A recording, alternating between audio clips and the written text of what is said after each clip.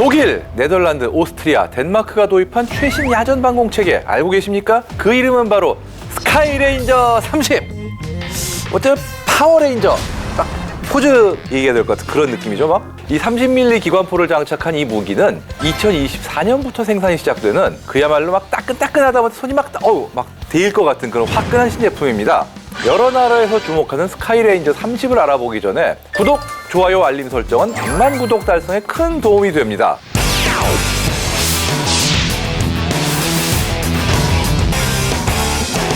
헝가리, 이탈리아, 리투아니아도 지금 도입을 검토 중인 스카이레인저 30은 변화하는 현대전장의 흐름을 단적으로 보여주는 사례라고 할 수 있는데요. 30mm 기관포를 비롯한 대공포 체계는 그동안 미래전장 위협에 충분히 대처할 수 있겠냐는 이런 우려가 있었습니다. 고성능으로 발전하는 적 전폭기나 헬기를 상대하기에는 사거리, 위력, 살상 반경 등 여러 방면에서 한계가 있기 때문이었죠. 결국 많은 나라에서 대공포가 역사의 뒤안길로 사라지는 듯 보였고요. 대공포를 계속 운영하는 나라들도 30mm급부터는 이제 줄이고 35mm 혹은 그 이상의 구경으로 가는 그런 추세였죠.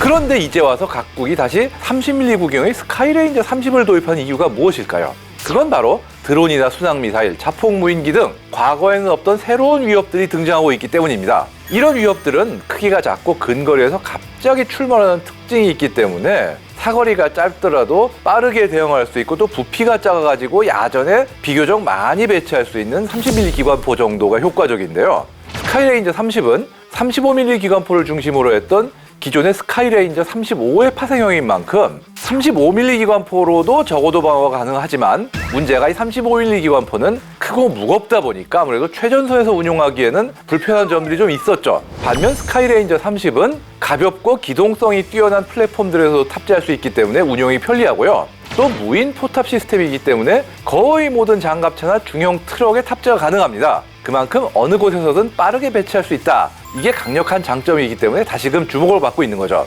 이 무기를 개발한 곳은 독일의 라인메탈 에어 디펜스인데 사실 이 회사는 스위스의 웰리콘 콘트라브스가 독일 라인메탈에 인수되면서 탄생한 곳입니다. 그 때문에 독일뿐만 아니라 스위스에도 공장과 R&D 센터가 있죠.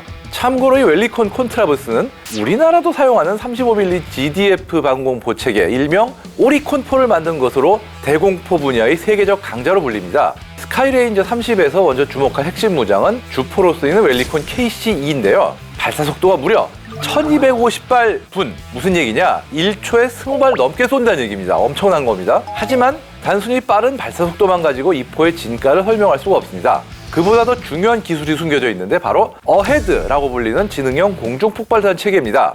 이 어헤드탄은 탄의 거리 정보를 입력하면 정확히 그 지점에서 폭발하는 방식이기 때문에 표적을 직접 맞추지 않아도 탄이 공중에서 표적 근처에서 터지면서 강력한 파편과 폭풍 효과를 이용해서 적을 무력화할 수 있는데요. 특히 최신의 PMC-455 탄두는 500개의 텅스텐 파편을 살포한다고 하니까 가까이 갔다가는 완전히 고슴도치 신세를 면치 못할 것 같네요.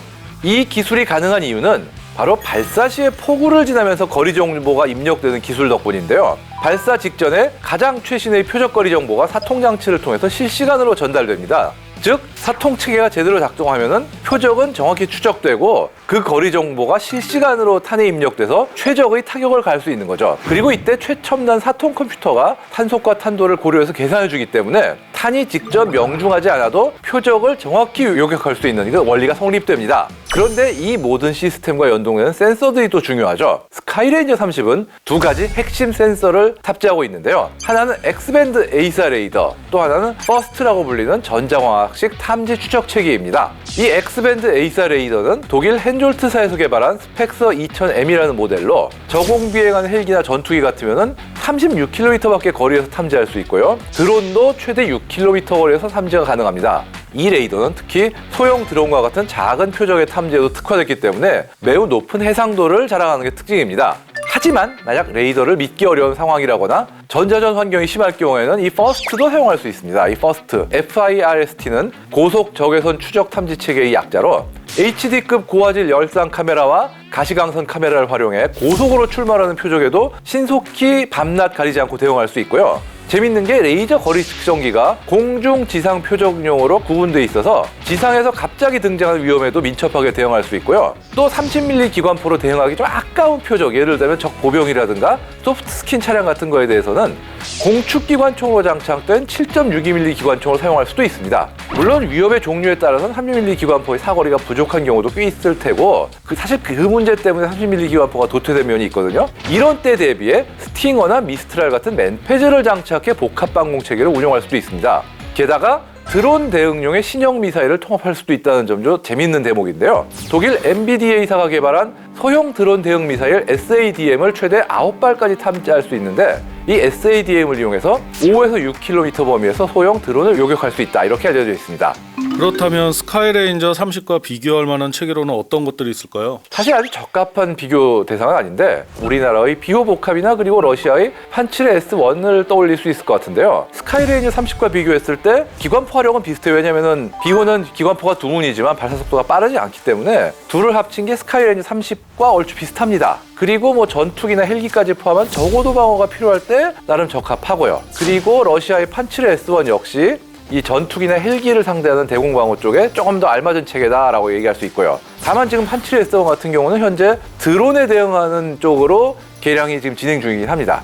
이처럼 경량 기동형 대공체계는 초저고도 위협 대응에 최적화되어 있으며 드론 및 순항미사일 위협이 증가하는 미래 전장에서 스카이레인저 30은 더욱 주목받을 것 같은데 독일은 이제 시제품 한 대를 도입한 것을 시작으로 18대를 도입할 예정이고요. 오스트리아와 덴마크, 네덜란드와는 도입 계약이 완료돼 있고 헝가리와 이탈리아 역시 도입할 가능성이 매우 높은 상황이죠. 30mm 대공포가 점점 사라져가던 와중에 각국이 스카이레인저 30을 앞다투어 도입하는 모습은 최전선에서의 드론 대응이 또 얼마나 중요한지 또 전장이 어떤 양상으로 변화하고 있는지 여실히 보여주는 장면인데 실은 우리나라도 지금 비호 계열의 후속으로 비호2를 지금 개발하고 있습니다. 이 비호2 같은 경우는 에이사 기반의 탐지 체계 및 보다 발달된 대공포 그리고 이제 대공 미사일과의 융합 이런 걸 통해 가지고 드론에도 대응할 능력이 높아진 방공 체계로 현재는 개발 중인데 이게 만약에 개발이 끝나면은 이 스카이레인저 30하고 딱 대응이 되는 어떤 그런 체계로서 도전해 볼 수 있지 않을까 이렇게 생각되고 있습니다.